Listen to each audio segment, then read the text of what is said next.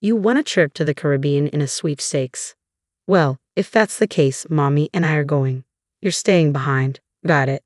If not, we're getting divorced, Andrew declared, his threat of divorce hanging in the air like a heavy cloud. His mother, standing beside him, wore a smirk of triumph, relishing the moment. I couldn't let this blatant manipulation slide. No, I would concoct my own special revenge against this conniving mother-son duo. My name is Lillian, aged 32, just your average working mother at some nondescript company. Andrew and I had been married for 2 years. I had stumbled upon him, 2 years my senior, through a mutual acquaintance. Romance was never my forte. I hadn't dated much during college and my post-graduation relationships hadn't panned out. Before I knew it, I was 30, and my concerned parents had begun seeking potential matches for me. Andrew appeared on the scene, a composed and caring individual with a strong devotion to his parents, a trait that resonated with my own values. Thinking perhaps I could forge a connection with him, I agreed to marry him. Our wedding was a smooth affair, celebrated by many, and initially, our union seemed to be pure bliss. About 6 months into our marriage, my phone began to ring incessantly, each call bearing Andrew's name. With a sense of urgency, I returned his call, only to be met with his strained voice on the other end. "Please try to stay calm," he began, his words heavy with distress. "It's about Dad. Something's happened to Alfred. He collapsed at home and has been rushed to the hospital." And then, it hit me like a wave. The sudden news of my father-in-law's passing was unfathomable. He had always been the epitome of health. The shock was palpable, not just for me, but for everyone involved. Following Alfred's passing, Andrew's attention shifted drastically towards his now solitary mother. He became excessively attentive, visiting her daily, sharing meals or accompanying her on shopping trips. He even took special leave to embark on a trip with her. It wasn't that he neglected me, but whenever our plans clashed, his priority was always her. "Sorry, Lillian, Mom just called and she needs me," he would say apologetically. "But we had plans," I'd protest, feeling the sting of disappointment. "She's feeling alone," he'd reason. "You don't mind, do you? You can go to the movies alone, can't you?" "I'm fine," I'd reply, though inwardly resentment brewed.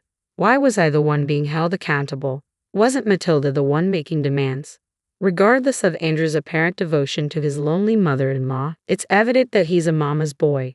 Yet aside from this recurrent issue with his mom, our marriage was tolerable. I presume this was simply the norm for married life. My personal refuge. Solving crossword puzzles with enticing prizes.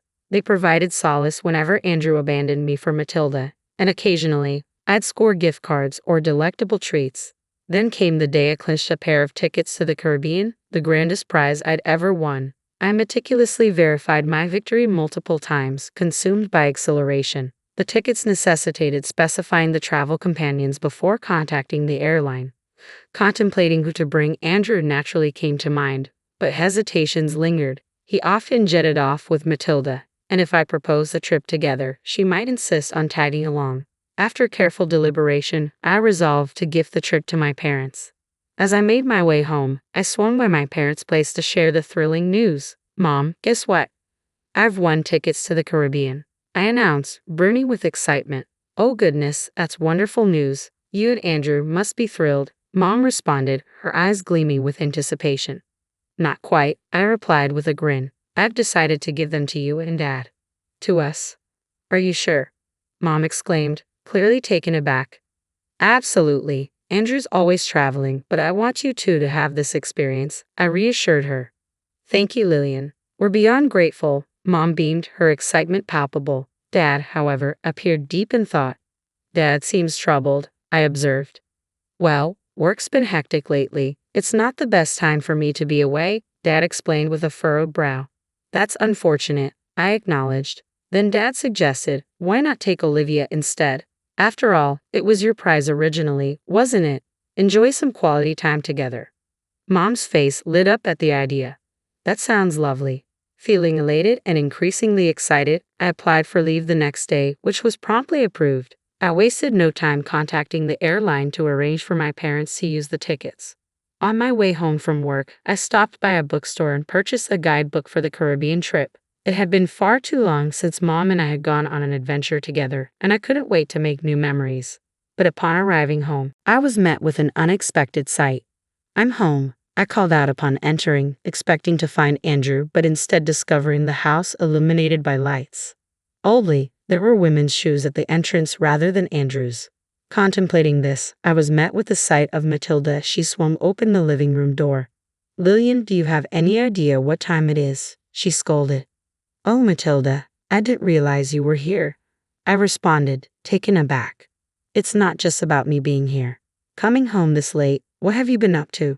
Andrew will be back any minute now, she continued, her tone accusatory.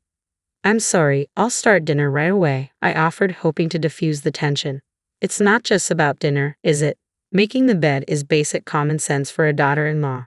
Do you even take your role seriously? Matilda questioned sharply. I apologize if things have fallen short because of my work. Perhaps you should consider being more dedicated to your home, I retorted, feeling the weight of her disapproval. With Matilda living nearby and holding a spare key, her unannounced visits were a regular occurrence. Embracing traditional beliefs about a daughter-in-law's duties, she clearly disapproved of my full-time job. Her constant nitpicking and criticism made it difficult for me to warm up to her. As I began preparing dinner, Matilda suddenly exclaimed, Hold on. What's this, Lillian? Are you planning a trip to the Caribbean? Surprised, she had unearthed the newly purchased guidebook from my bag. Matilda, why are you going through my things? I protested.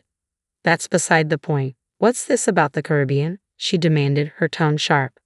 I had won the trip in a sweepstakes, intending to gift it to Mom. I hadn't mentioned it to anyone yet.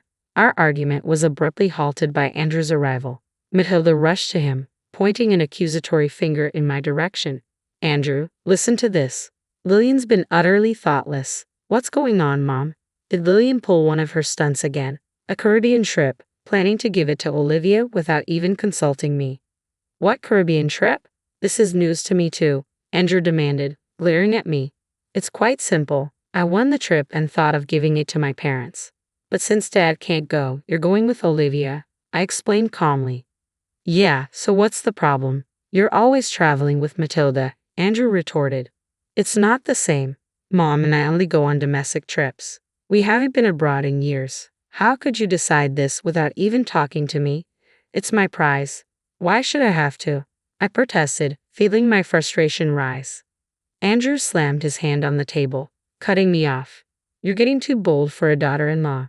Mommy and I are going. You'll stay home. Mommy, I couldn't hide the disdain in my voice at Andrew's juvenile choice of words. Wait a minute. This trip, you've had enough of it. If you're not happy, let's talk about divorce, Andrew declared sharply. What divorce? I was taken aback, unable to comprehend his extreme reaction. Threatening divorce over something so trivial seemed absurd. Fueled by anger, I fired back. I earned this trip fair and square. I've already made up my mind to gift it to my own mother. Can't you pick up on the signals for once? Mom wants to go. Where does it end with prioritizing Matilda? You never take my feelings into consideration. I don't care how you feel. Like I said, this trip is for Mommy and me. Stay home and behave. Andrew dismissed me coldly. My affection for Andrew waned rapidly in that moment. It was clear that in his eyes I ranked lower than Matilda. I couldn't continue to tolerate this absurd dynamic between the two of them. Keeping my composure, I told Andrew, Fine, do as you please and enjoy your trip. Humph, you should have listened to reason from the beginning. Suit yourself, always being argumentative, Andrew huffed in response. The Andrew I once knew, kind and understanding, seemed to have vanished, and there was Matilda, wearing a smug smirk of victory. It was then that I made up my mind to leave the house while they were away on their trip. I resolved to let Andrew and Matilda have this time together. The following day, I reached out to the airline to inform them of the change in travelers, substituting Andrew and my mother-in-law. However, the operator's response carried a note of concern. I'm sorry, but once the participants are confirmed, we're unable to modify them, they explained. Is that so? I inquired, a sinking feeling settling in. Yes. Additionally, this airline ticket stipulates that the original winner must be present. If your husband and mother-in-law are listed, the ticket will be rendered invalid, the operator clarified. So, if I don't go, the ticket serves no purpose, I confirmed. Correct. Please refer to the documents we provided, outlining this specific condition, they advised. Upon reviewing the documents, I discovered a clear statement. Only the winner was authorized to use the ticket, and it was non-transferable. Relaying this information to the operator, I made the decision to decline the trip without informing Andrew and Matilda. Instead, I resolved to let them make their own arrangements for travel at their own expense. That evening, upon my return from work, I broached the topic of the Caribbean trip with Andrew. Andrew, about the trip to the Caribbean. Yeah, you've contacted the airline, right? Informing them that Mommy and I will be going, he interrupted. I did make the call. Here are the winning documents and the tickets. I only need the tickets. I won't bother with the documents, I explained, handing them over. There are detailed instructions in those documents. Considering it's an international trip, it might be wise to give them a read, Andrew suggested cautiously. I don't see the need. Mommy and I know what we're doing. We're efficient, unlike you, he asserted confidently. Fine, whatever. I'll leave them here just in case. I relented, sensing it was futile to argue further. As I anticipated, Andrew neglected to read the documents, leading to a debacle on the day of the trip. After confirming his departure, I swiftly packed my bags and made my way to my parents' house. While unpacking as expected, I received a call from Andrew. As soon as I answered, he erupted, "What's going on? They're saying the ticket can't be used." That's correct. If the winner doesn't travel, the ticket becomes void, I explained calmly. Why didn't you tell me this earlier? Andrew demanded, his tone accusatory.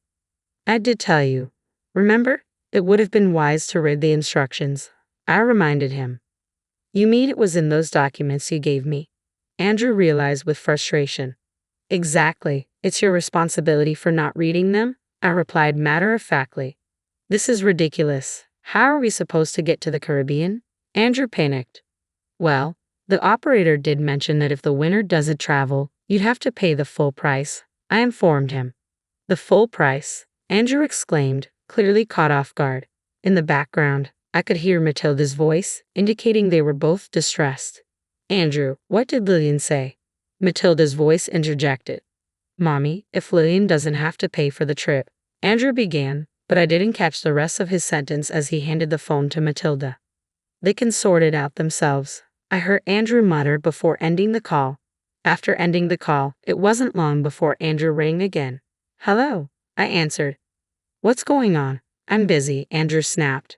It's not what's going on. I tried to purchase the tickets, but the credit card isn't working, he exclaimed in frustration. Huh? I don't know anything about your card, I responded, puzzled. It's not mine, it's your card, he clarified. Oh, so you're saying you used my card without my permission? I realized with a sinking feeling. Just fix it now, Andrew demanded impatiently. I recalled checking my wallet earlier that morning and discovering my card missing. Suspecting the worst, I immediately froze it. I knew you took it, I accused. Are you kidding me? I was planning to use that card for shopping abroad, Andrew retorted defensively. Always causing problems, you jerk, I seethed with anger. You freaking witch, Andrew fired back, showing no remorse for his actions or for taking the trip. It was yet another instance of him prioritizing himself above all else. I can't deal with this anymore, I declared, my frustration boiling over. A jerk? Who are you calling that? After constantly belittling others? You can just go to hell. Andrew shot back defensively. What? Who are you talking to like that? I countered sharply. Who do you think? Your constant reliance on Mommy is honestly creepy. If you love her so much, why don't you two just stick together? I can't handle being married to a mama's boy like you. There's no point in us being together. I lashed out, my words dripping with disdain. Hey, calm down. If you keep this up, we'll get a divorce, Andrew warned. Fine by me. I've been thinking the same thing, I retorted, my anger flaring. With that, I stormed out of the house with no intention of returning. Let them enjoy their time abroad in the Caribbean. Maybe they'll both sink, damn mama's boy. In a fit of rage, I hung up and blocked both Andrew and his mother. Determined to end this toxic relationship, I sought legal advice from a firm recommended by my father and initiated the divorce process. Upon reviewing our savings for asset division, I made a startling discovery. Our joint account had been emptied. That was the shocking discovery I made upon reviewing our joint account. There were numerous withdrawals, all coinciding with Andrew's trips with his mother. It became evident that he had used our savings to fund their travels in addition to unauthorized charges on my credit card. Demanding compensation, I insisted on a significant sum. However, Andrew's financial situation quickly spiraled into debt, and he found himself hounded by creditors. The once indulged mother, now constrained by her actions, witnessed her relationship with Andrew sour, their interactions fraught with arguments. The irony wasn't lost on me, considering his past behavior. Meanwhile, I made the decision to reside with my parents for a period. Recognizing the concern I had caused, I was determined to repay their kindness by living with them and attending to their needs. Marriage held little appeal for me now. What truly mattered was the love and support of a caring family. Through the tumult of divorce, I found solace in this realization once again.